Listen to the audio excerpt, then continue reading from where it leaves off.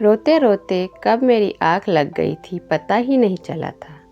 जब आँख खुली तो सुबह हो चुकी थी। सीमा जाकर किचन में चाय बनाने लगी।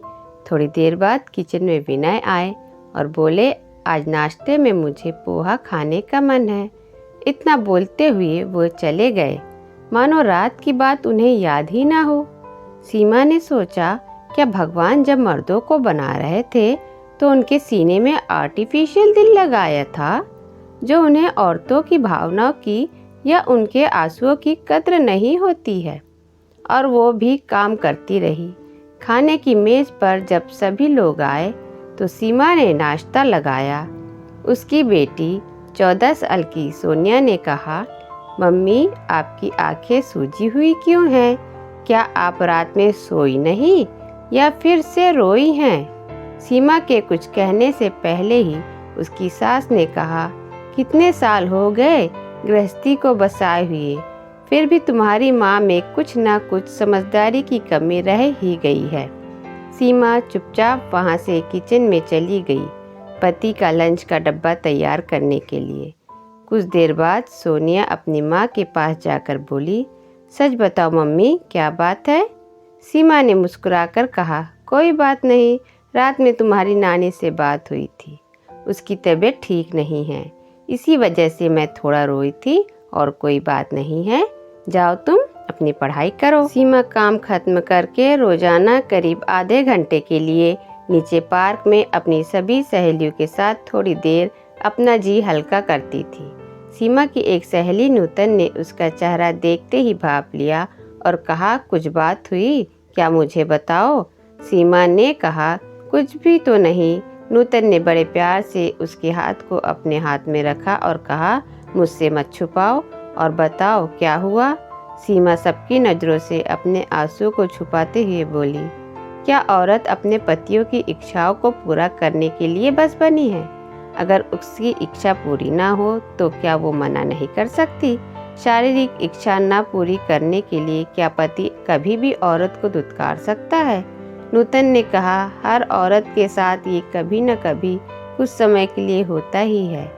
हम औरतें उनकी भावना को समझकर खुद को उन्हें समर्पित कर देते हैं, परंतु जब हमारी इच्छा नहीं होती तो न जाने क्यों उनके आत्मसम्मान को ये ठेस पहुंचता है। सीमा बड़े गौर से नूतन को देख रही थी और उसकी बातें सुन रही थी।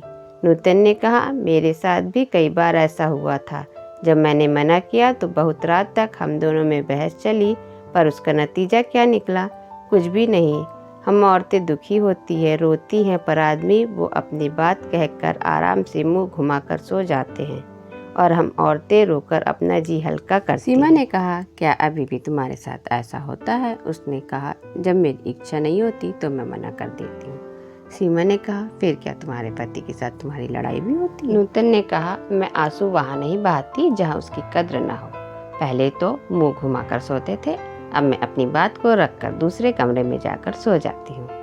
अगर मैं उनकी इच्छाओं और भावनाओं का सम्मान करती हूँ तो उन्हें भी मेरी इच्छाओं और भावनाओं का सम्मान करना सीखना होगा। मानती हूँ वैवाहिक जीवन का ये भी एक अभिन्न अंग है, तो आंसुओं को वहाँ बहाओ जहाँ इसकी कद्र हो। नूतन ने बड़े प्यार से सीमा को बोला, अधिकतर औरतों को अपने पति से ये शिकायत होती है, किंतु वो इसके बारे में बात करने से शर्माती और घबराती है। ना का मतलब ना होता है, चाहे वो पति के लिए हो या किसी के लिए हो। अगर तुम ना कह रही हो तो उसके बाद आंसू बहाने की तो कोई आवश्यकता ही नहीं है।